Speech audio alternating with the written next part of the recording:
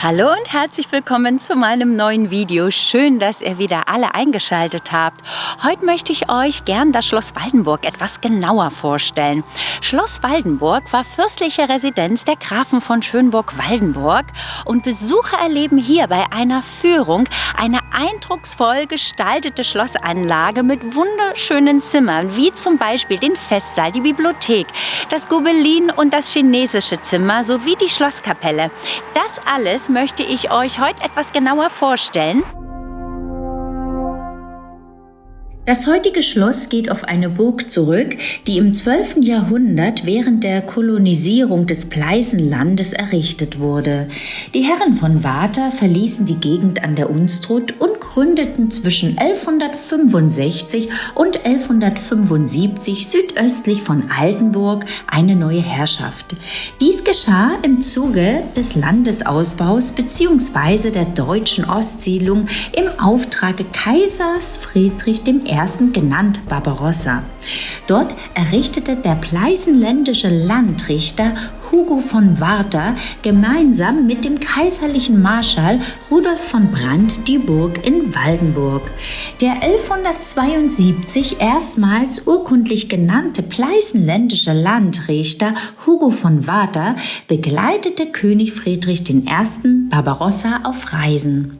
Seine Nachkommen benannten sich nach ihrem neuen Sitz von Waldenburg. Die Burg Waldenburg war Mittelpunkt eines Herrschaftsgebietes, das in Richtung Süden bis weit in das Erzgebirge hineinreichte und auch die Herrschaften Rabenstein, Wolkenstein und Greifenstein umfasste. Nach dem Tod von Ernst von Schönburg erfolgte die Aufteilung der Herrschaft an seine Söhne. Waldenburg gelangte zusammen mit Liechtenstein und Hartenstein an den sächsischen Geheimen Rat Hugo I. von Schönburg, welcher die Linie Schönburg-Waldenburg begründete. Als neuer Herrschaftssitz wurde ein neues Renaissanceschloss als Residenz anstelle des vorderen Burgteils errichtet. Parallel zu dem neuen Vorderschloss, das aus 2 Rechteckflügeln mit vorgesetzten Treppentürmchen bestand, existiert noch das durch einen Graben getrennte Hinterschloss mit dem mittelalterlichen Bergfried. Das Hinterschloss wurde jedoch bei einem Brand 1619 zerstört und nicht wieder aufgebaut.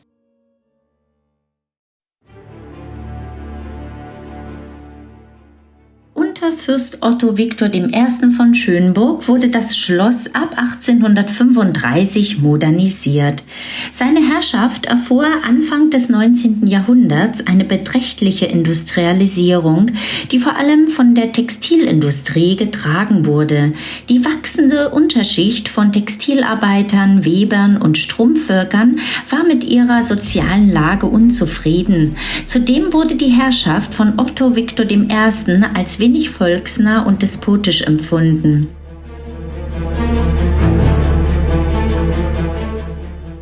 Otto Viktor I. versuchte durch zahlreiche Stiftungen die sozialen Probleme, die sich seit der Industrialisierung verschärft hatten, zu mildern. Doch seine Wohltätigkeiten erreichten nicht die Mehrheit der Bevölkerung. So kam es im Frühjahr 1848 auch im schönburgischen Gebiet zu revolutionären Massenversammlungen mit dem Ruf nach politischen und sozialen Veränderungen. Am 3. April 1848 erklärte Otto Viktor I. auf einige der Forderungen einzugehen, verbat sich aber Demonstrationen. 2 Tage später versammelte sich eine große Menschenmenge und beschimpfte den Fürst. Dem Aufruf hinzuzuziehen nach dem Schlosse und dort zu holen, was drin sei, folgten tausende Menschen und stürmten in Richtung Schloss. Der Fürst und seine Familie konnten in letzter Minute fliehen, bevor die aufgebrachten Massen Türen, Fenstern und Inventar zertrümmerten und Feuer legten. Fürstin Thekla schreibt dazu: Die Wüteriche waren zuletzt wie die wilden Tiere dabei. Man kann sich keinen Begriff davon machen, wer es nicht miterlebt hat. Das herbeigerufene sächsische Militär wagte nicht gegen den plündernden Mob vorzugehen und schaute am 5. April 1848 zu, wie das fürstliche Schloss mit seinen Kunstschätzen ein Raub der Flammen wurde. Nach dem Brand des Vorderen Schlosses 1848 wurde nach dem Abriss das neue Waldenburger Schloss errichtet im Stile der Neoromantik. Die fürstliche Familie konnte entkommen. Otto Viktor I. kehrte 1849 nach Waldenburg zurück und ließ ab 1852 die Reste des Schlosses abtragen. Der Neubau erfolgte ab 1855 nach den Plänen von Eduard Pötsch. Das neue Schloss Waldenburg entstand als geschlossene Vierflügelanlage mit neuromanischen Elementen. Die Ecken des Südflügels verfügten über zinnenbesetzte Erker. Im Innenhof erhob sich ein achteckiger Uhrenturm. Der benachbart und einzeln stehende mittelalterliche Bergfried wurde aufgestockt und mit einem Zeltdach versehen.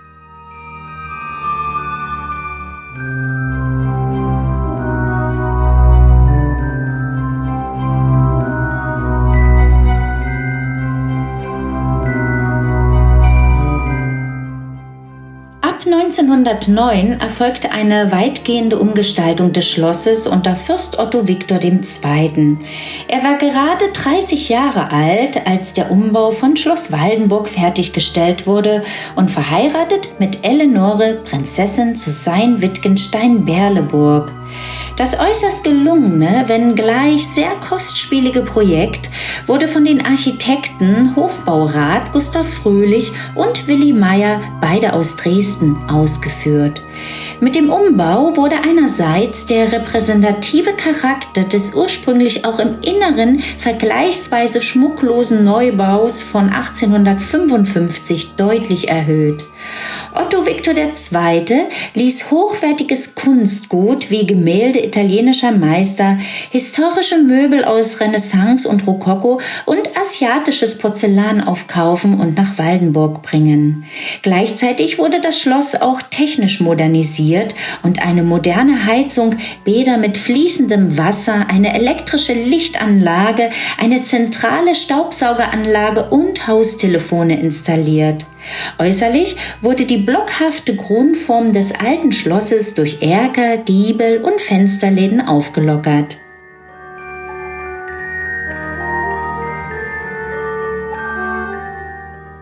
Es ist das Jahr 1913.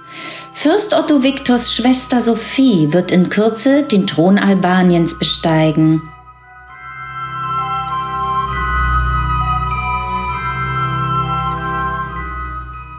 Doch Otto Viktor II. Kam nur sehr kurz in den Genuss seines neuen Schlosses. 32-jährig fiel er gleich zu Beginn des Ersten Weltkrieges bei einem Erkundungsritt in der Nähe von Reims.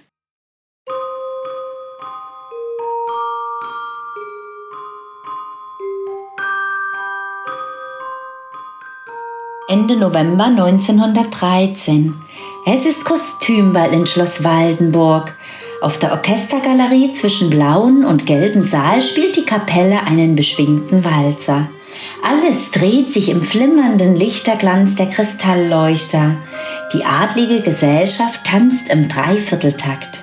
Laurie, wie Eleonore auch genannt wird, zieht als Hausherrin, wie es sich gehört, die Augen aller auf sich.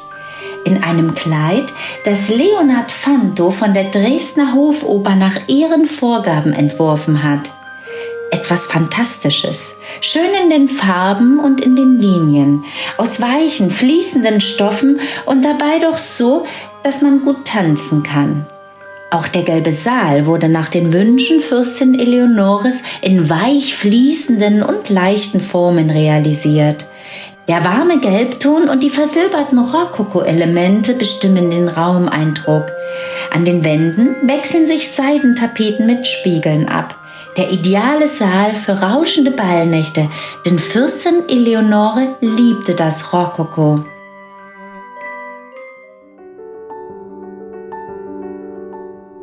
Das Spiegelzimmer präsentiert sich wie die Visitenkarte der Fürstin Eleonore. Bewegte Blumenranken durchziehen den fast vollständig verspiegelten Saal. Auf den Konsolen standen ursprünglich Figuren aus Meißner Porzellan. Am Boden große chinesische Porzellanvasen. Alles vervielfachte sich in immensen Spiegelungen. Von der originalen Ausstattung hat sich der Konsoltisch mit der vergoldeten Uhr an der Stirnwand erhalten. Ein Spiegelkabinett gehörte zum Muss eines jeden größeren Schlosses des 18. Jahrhunderts.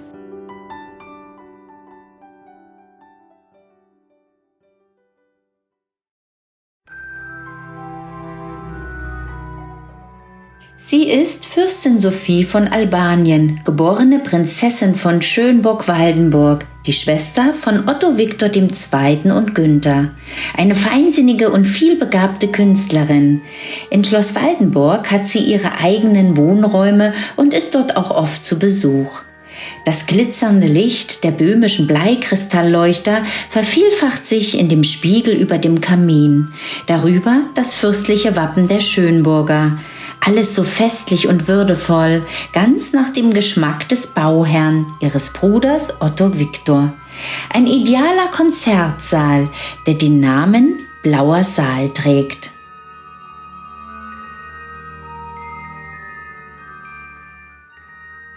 1914 war das Schicksalsjahr der Familie. Im Jahr zuvor noch stand Sophie beim Gruppenbild im Treppenhaus ganz vorn. Sie sollte an der Seite ihres Ehemannes Wilhelm zu Wied Fürstin von Albanien werden. Aber es endete nach nur einem halben Jahr im Fiasko. Sie und ihr Ehemann mussten aus dem Land fliehen und im September fällt ihr Bruder Fürst Otto Viktor II. In den ersten Kriegstagen. Nach dem Krieg ist alles anders. Sophie hatte das Ende der Adelsherrschaft bereits lange vorausgeahnt. Sie trennt sich einvernehmlich von ihrem Ehemann und folgt ihrem Credo: Nur unter Künstlern atme ich frei.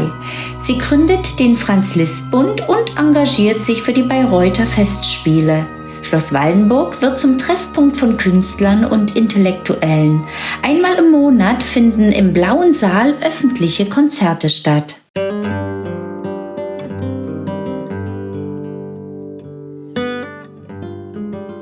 Fürst Otto Viktor und Eleonore hatten das chinesische Zimmer als ihr gemeinsames Speisezimmer einrichten lassen.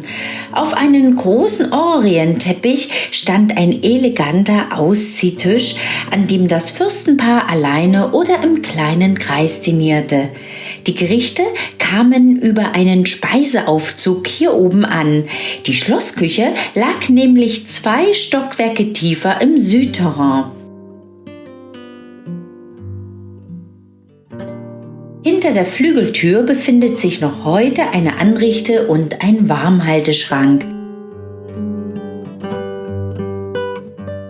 Die kostbaren chinesischen Seidentapeten stammen aus dem späten 18. Jahrhundert. Fürst Otto Viktor hatte sie im Münchner Kunsthandel ankaufen lassen. Auf den Konsolen an den Spiegelrahmen stand chinesisches Porzellan, das er leidenschaftlich sammelte.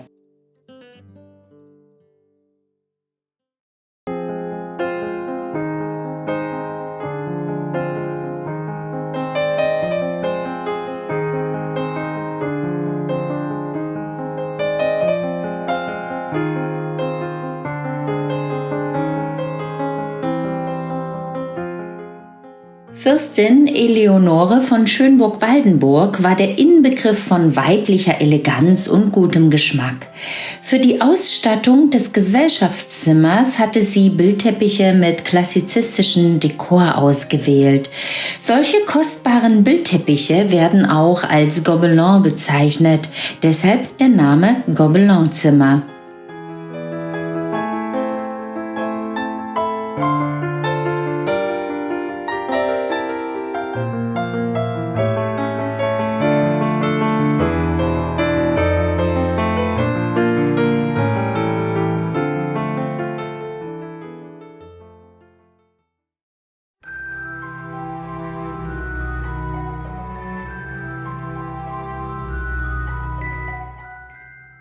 Fürst Otto Viktor bekam die passende Bibliothek für sein neues Schloss.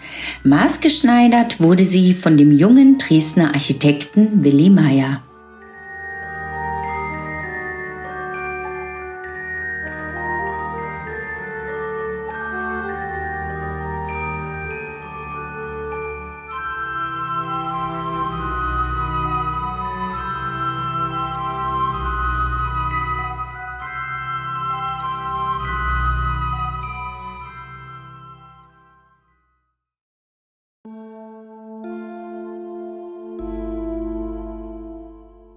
Im Zusammenhang mit der Aufstellung des Epitaphs für Hugo I. von Schönburg wurde 1567 die Kapelle des alten Waldenburger Schlosses wohl erstmals genannt. In den Jahren 1562–63 wurde in der alten Schlosskapelle die Rottenstein-Orgel errichtet.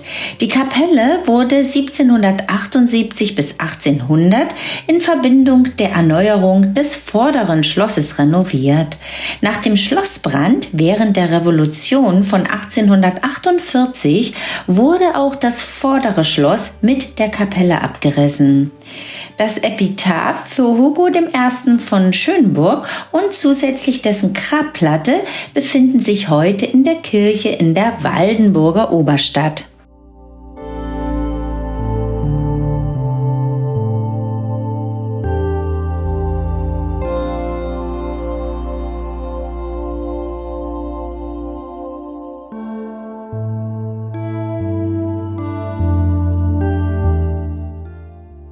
Mit diesem wunderschönen Hintergrund möchte ich mich dann ganz herzlich von euch verabschieden.